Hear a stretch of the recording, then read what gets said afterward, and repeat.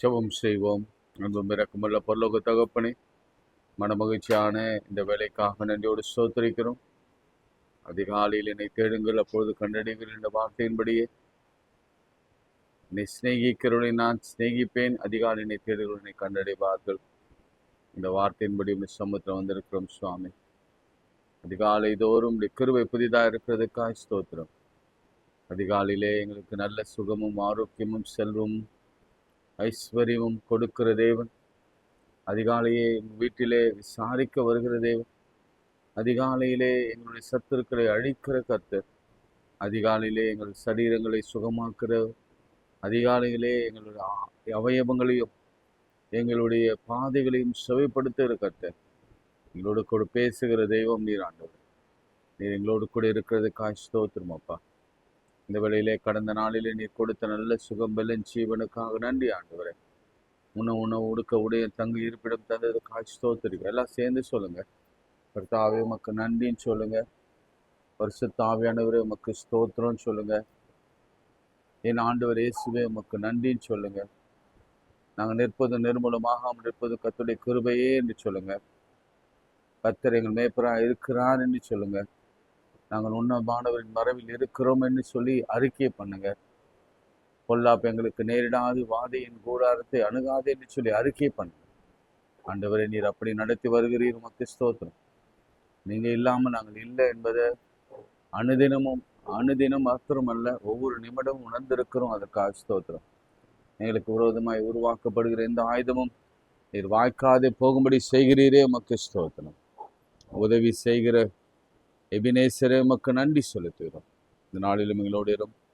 வார்த்தைகளை ஆசீர்வதியும். இயேசுவின் நாமத்தில் ஜெபிக்கிறோம் பிதாவே, ஆமென். உங்க பிரசன்னத்தில் சிறகில்லாமல் பறக்கிறேன், இந்த சமூகத்தில் குறைவில்லாமல் வாழ்கிறேன்.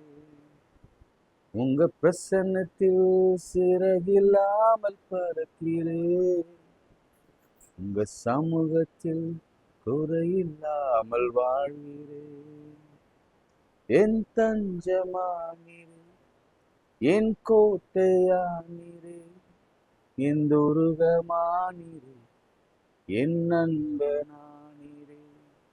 என் தஞ்சமானீரே, என் கோட்டையானீரே, என் துருகமானீரே, என் நண்பனானீரே. உங்க பிரசன்னத்தில் சிறகில்லாமல் பறக்கிறேன், உங்க சமூகத்தில் குறைவில்லாமல் வாழ்கிறேன். உங்க பிரசன்னத்தில் சிறகில்லாமல் பறக்கிறேன், உங்க சமூகத்தில் குறையில்லாமல் வாழ்கிறேன்.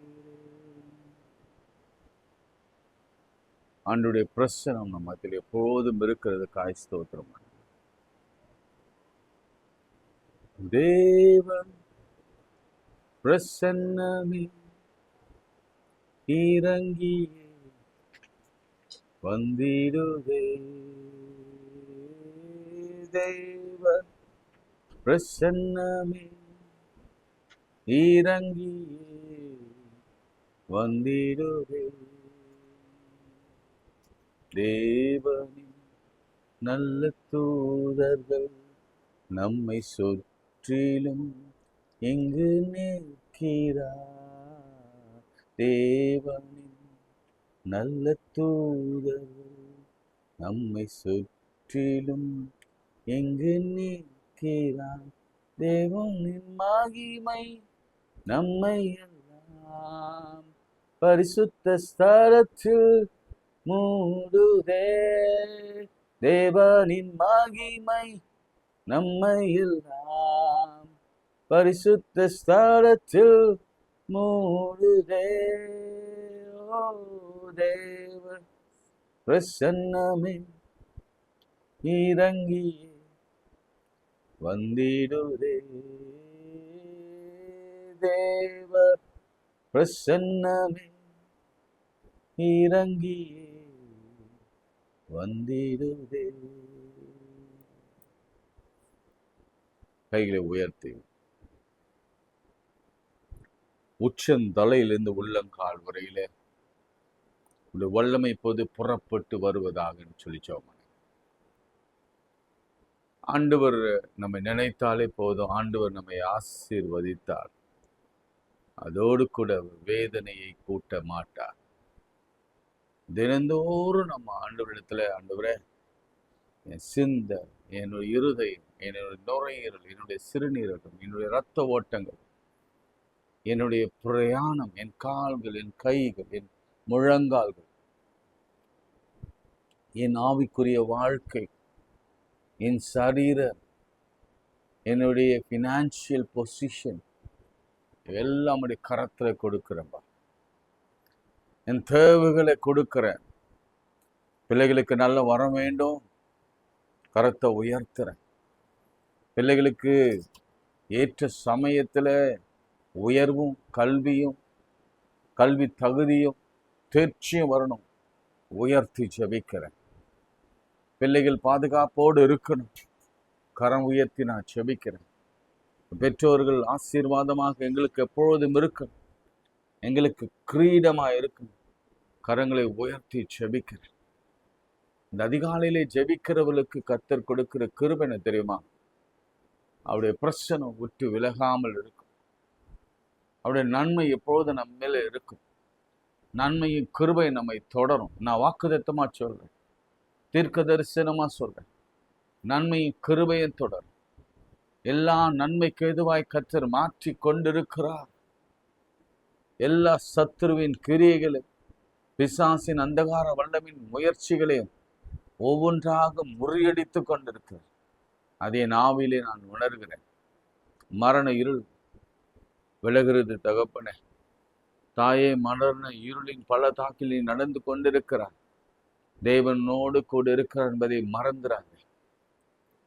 ஐயோ, மருத்துவமனையில சேர்த்திருக்கிறோமே, ஐயோ மனம் பேதலித்திருக்கிறாங்களே.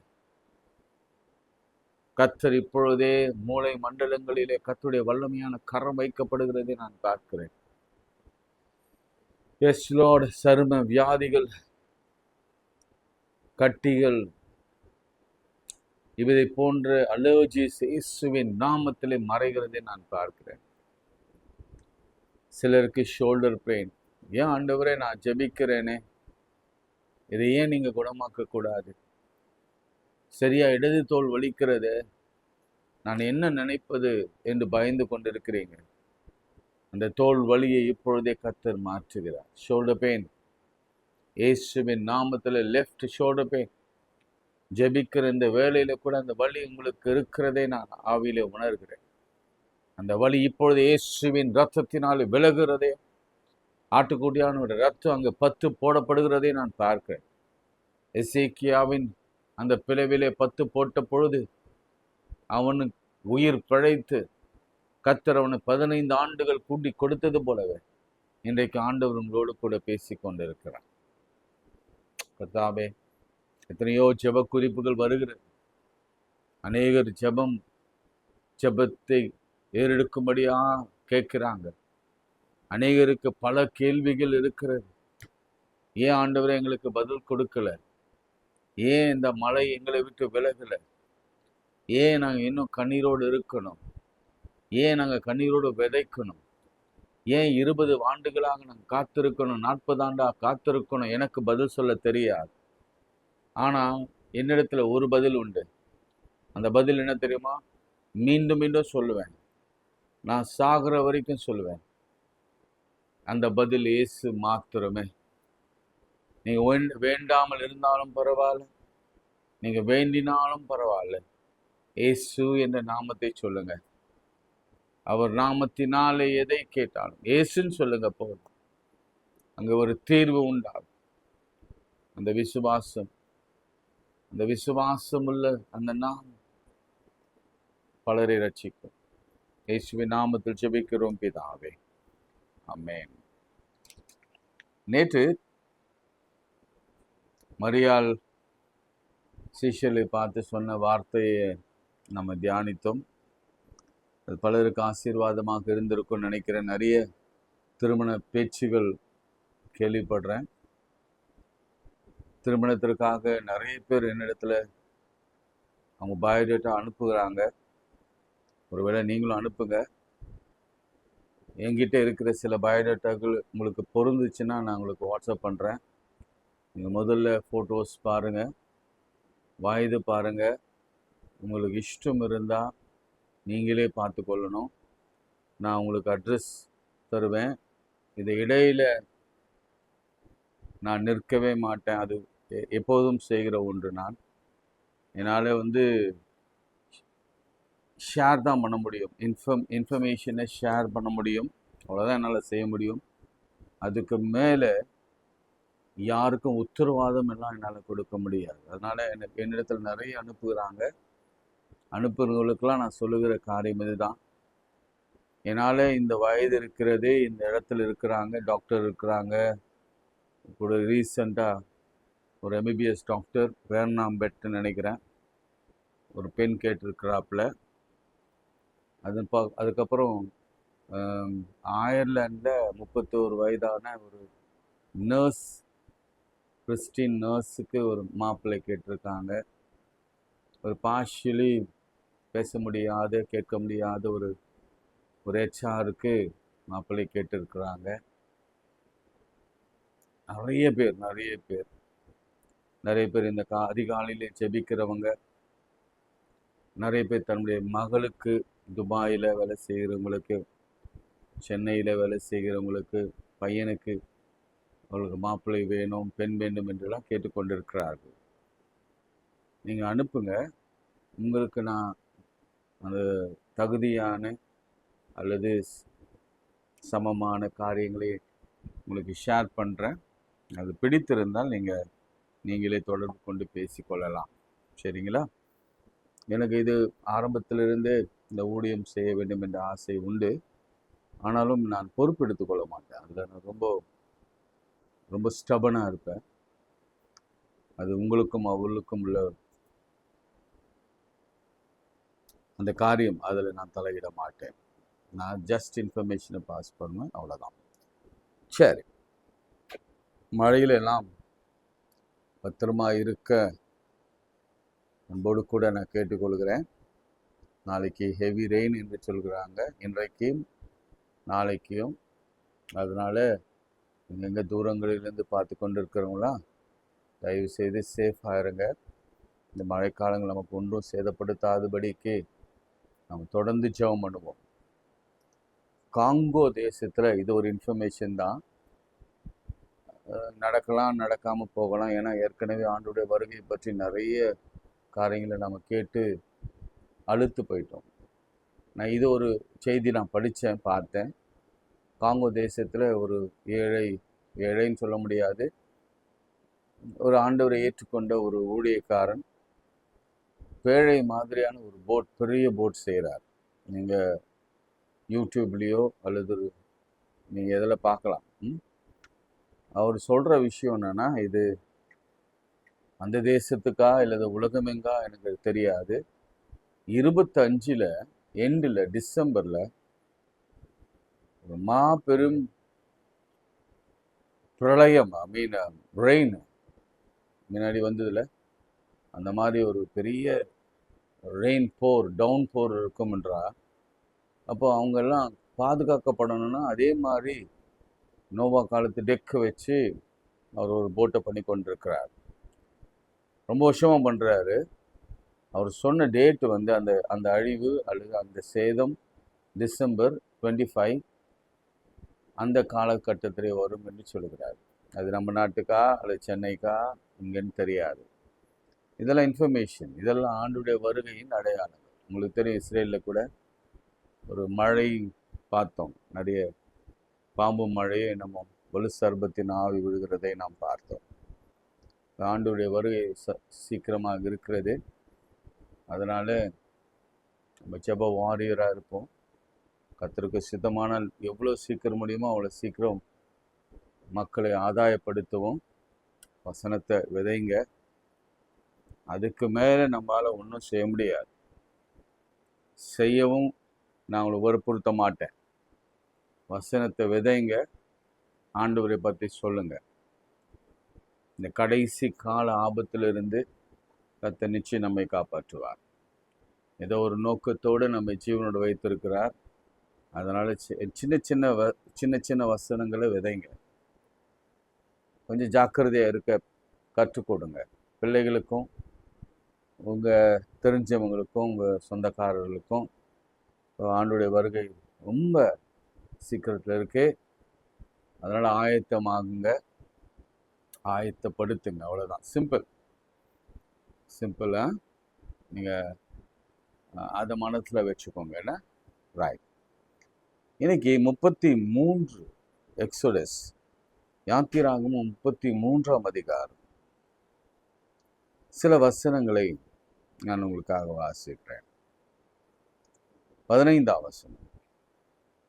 அப்பொழுது அவன் அவரை நோக்கி, மோசே கர்த்தரை நோக்கி, உம்முடைய சமூகம் என்னோடு கூட செல்லாமல் போனால் எங்களை இவ்விடத்திலிருந்து கொண்டு போகாதிரும்.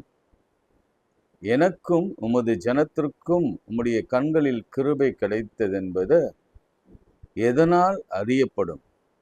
நீர் எங்களோடு கூட வருவதனால் அல்லவா? இப்படி பூமியின் மேல் உள்ள ஜனங்கள் எல்லாரிலும் நானும் உம்முடைய ஜனங்களும் விசேஷித்தவர் என்று விளங்கும் என்றார்.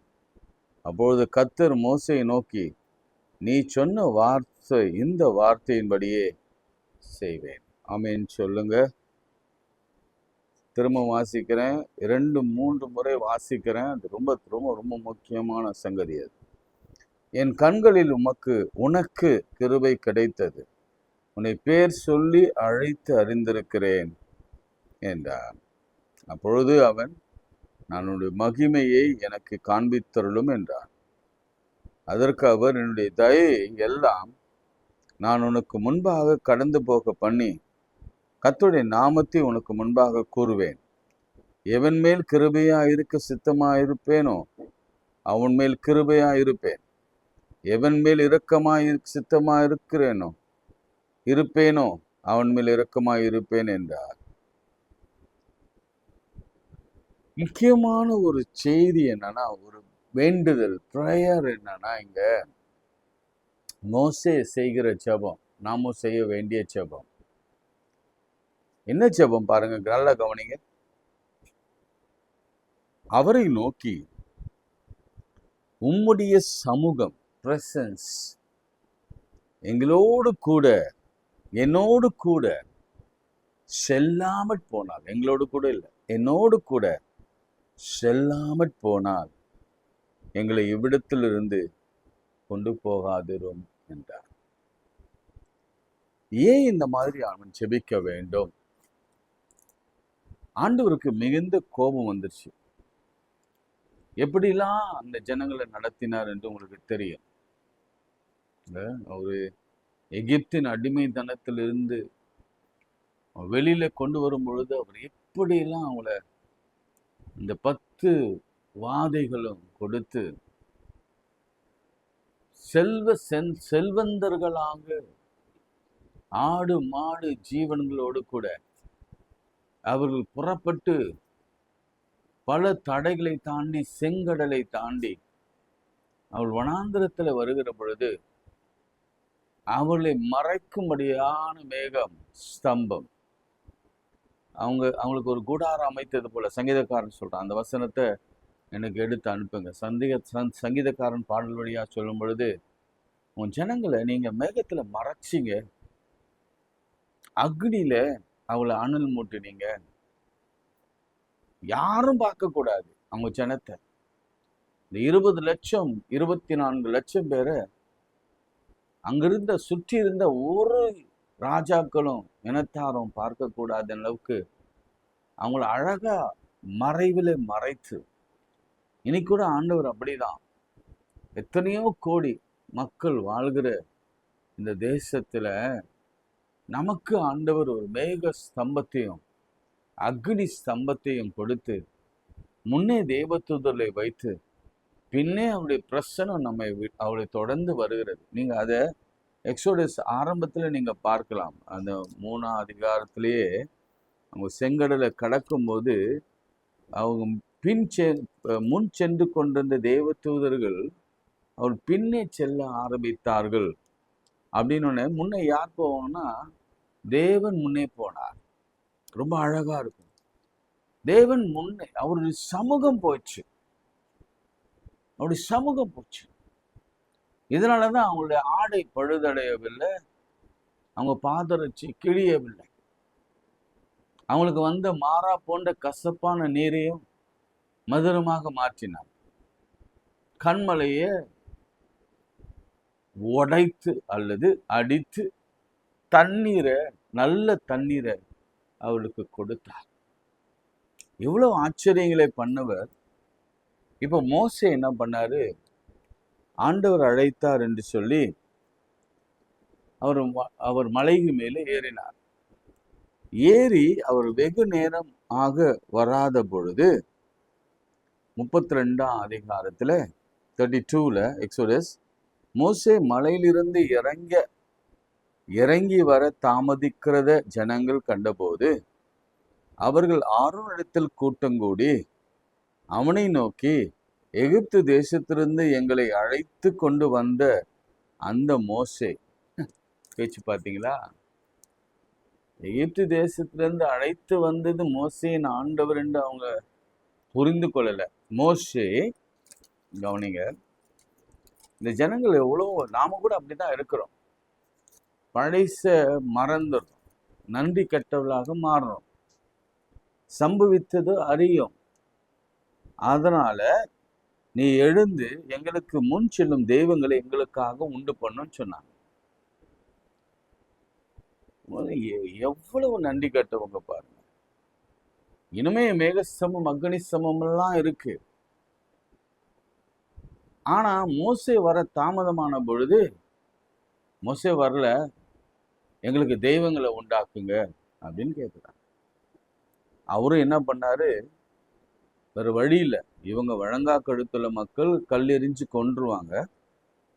உங்கள் மனைவி குமாரர் குமாரத்தை காதுகளில் இருக்கிற பொன்களையும் கழற்றி, பொன்னணிகளை கழற்றி இடத்துல கொண்டு வாருங்கள் என்று சொல்லி எல்லாத்தையும் அவர் ஒரு கன்றுக்குட்டியை வார்ப்பித்து, அப்பொழுது அதை உருக்கி, அப்போது அவர்கள் இஸ்ரவேல் நோக்கி, உங்க எகிப்து தேசத்திலிருந்து அழைத்து வந்த தெய்வங்கள் இவைகளே என்றார்கள். ஆரோன் அதை பார்த்து அதற்கு முன்பாக ஒரு பலிபீடத்தை கட்டி நாளைக்கு கர்த்தருக்கு பண்டிகை கூறினான்.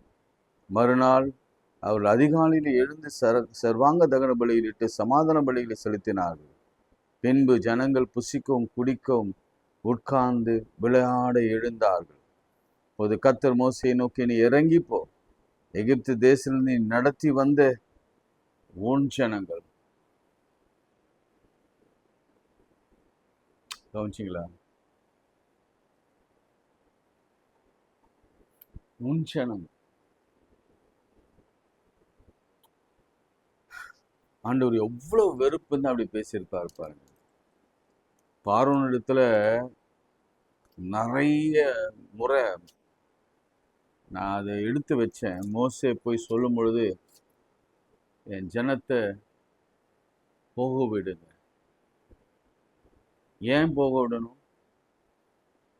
நாங்க எங்க தெய்வத்திற்கு ஒரு ஒரு விழா எடுக்கணும், பலி செலுத்தணும், எங்கள் தெய்வத்தை நாங்கள் வணங்க வேண்டும் அப்படிதான் சொல்லி வெளியே வந்தாங்க. அப்போ அவங்க கண்ணில் பார்க்குறாங்க, எல்லாத்தையும் 10 வாதைகளையும் பார்க்குறாங்க. அது 3 நீங்க பிரிச்சு பாருங்க. First 3, second 3 and third 3, last தலைச்சன் பிள்ளை சங்காரம். அது 3 நீங்க பார்த்தீங்கன்னா ஆச்சரியமா இருக்கும். நீங்க அது ஒரு நாளைக்கு நம்ம அதை பத்தி எடுப்போம். 3 பாருங்க, அவ்வளோ ஆச்சரியமா இருக்கும். இப்ப ஆண்டவர் சொல்றாரு, உன் ஜனங்களை தங்களை கெடுத்து கொண்டார்கள், வழி விலகி போனாங்க, அதை வார்ப்பித்து, கண்டுக்குட்டியை வார்ப்பித்து அதை பணிந்து கொண்டு அதுக்கு பலியிட்டு, இஸ்ரவேலரே உங்கள் எகிப்து தேசத்திலிருந்து அழைத்து கொண்டு வந்த உங்கள் தெய்வங்கள் இவைகளே என்று சொன்னார்கள். சரி, இப்படி அவர்கள் சொல்ல காரணம் என்ன? இன்னைக்கு நம்ம கொஞ்சம் சீக்கிரம் கூட முடிக்கலாம். எகிப்திலிருந்து அவர்கள் வெளியே வரும் பொழுது ஆண்டவர் அவளை வெறுங்கையோடு கூட அனுப்பல. சொன்ன மாதிரியே செய்தார். நான் வெறுங்கையோடு அனுப்ப மாட்டேன். அவங்களுடைய எல்லா ஆசீர்வாதங்களையும் நான் உங்கள்கிட்ட, ஏன்னா உங்களை ஒடுக்கி உங்களுக்கு பணம் கொடுக்காம வேலை வாங்கி நாட்டை கட்டி சிட்டியை கட்டி பிரமிடை உண்டு பண்ணி பல காரியங்கள் பண்ணியிருக்கிறீங்க. அதனால் உங்களுக்கு உழைப்புக்கேற்ற பலனை கூலியை நான் வாங்கி கொடுப்பேன்னு சொல்லி அவங்க கையில் காதில் கண்ணில் எங்கெங்கேயோ மாட்டி இருந்த அந்த தங்க ஆபரணங்களை கொண்டு வந்து இவங்க கையில் கொடுத்துட்டு நீங்கள் போயிட்டு வாங்க, ட்ரெஸ் எல்லாம் கொடுத்து ஆடு மாடுகள்லாம் கொடுத்து நீங்கள் போயிடுங்க போயிடுங்க போயிடுங்கன்னு நினச்சாங்க. கவனிங்க, எங்க பிரச்சனை வருதுன்னா ஆண்டவரை எப்போ இவங்க மறக்கிறாங்கன்னா அவங்க கைகளில் அந்த ப்ராப்பர்ட்டி, இந்த பணம், அந்த ஜுவல், அந்த நகைகள், அந்த தங்க ஆபரணங்கள், அந்த பதவி, இப்போ கான்டெம்பரரியா அந்த பதவி, அந்த புகழ், அந்த பதவிக்கேற்ற ஒரு புகழ், இதெல்லாம் வரும் பொழுது நடத்தி வந்த ஆண்டவரை மறந்து போய் மணிக்கு முக்கியத்துவம் கொடுக்க ஆரம்பிச்சிட்டாங்க. ஆஸ்திக்கு, வீட்டுக்கு,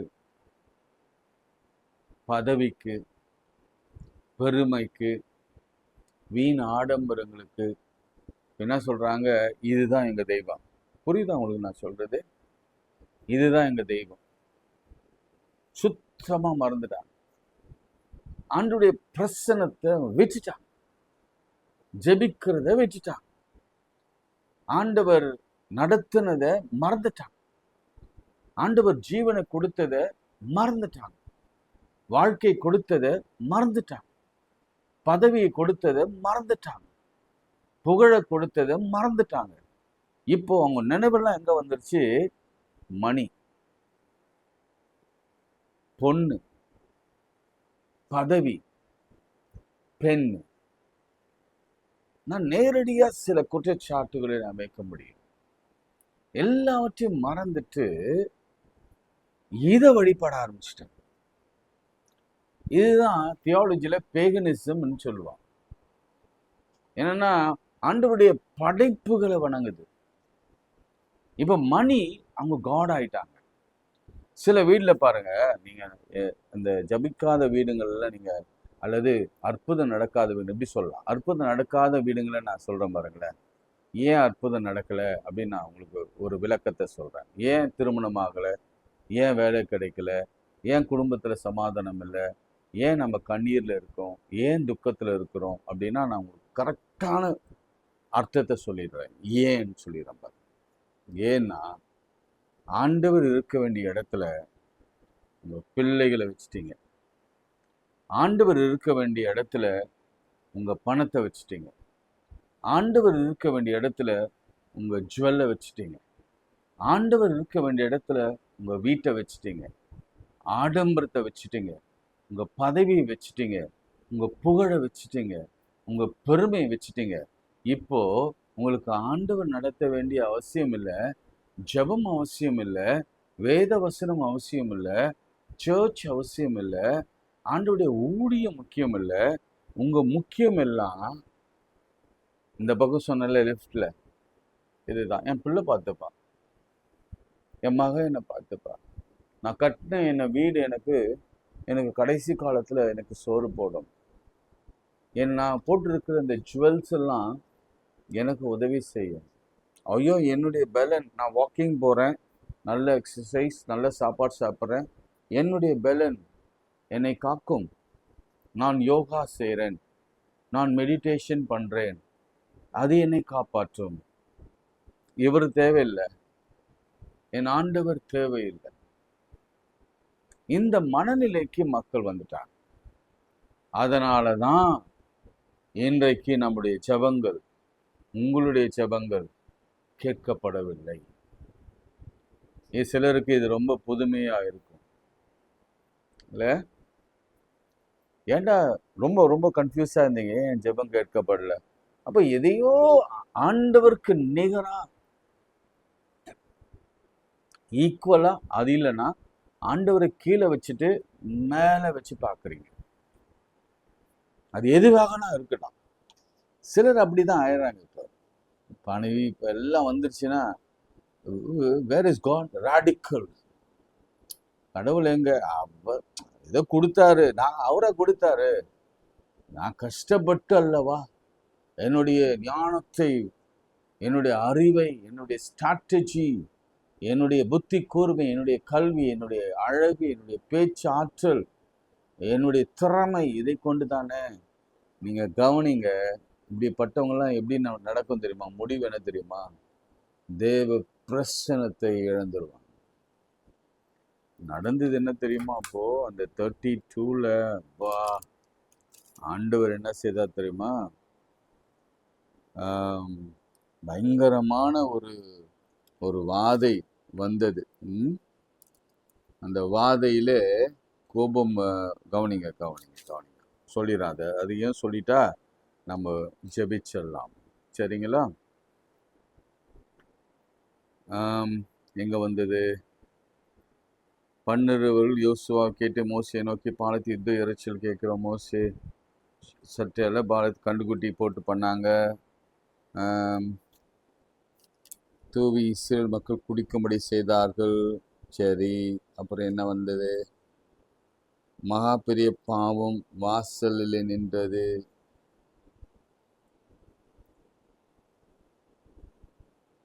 போட்டார்கள், அதிலே இந்த கண்டுகுட்டி வந்தது என்றார்கள். என்ன நடந்தது?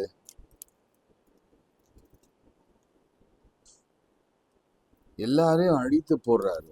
அடுத்த அதிகாரம் இது முடிஞ்ச பிறகு நினைக்கிறாங்கல்ல, பார்ப்போம்.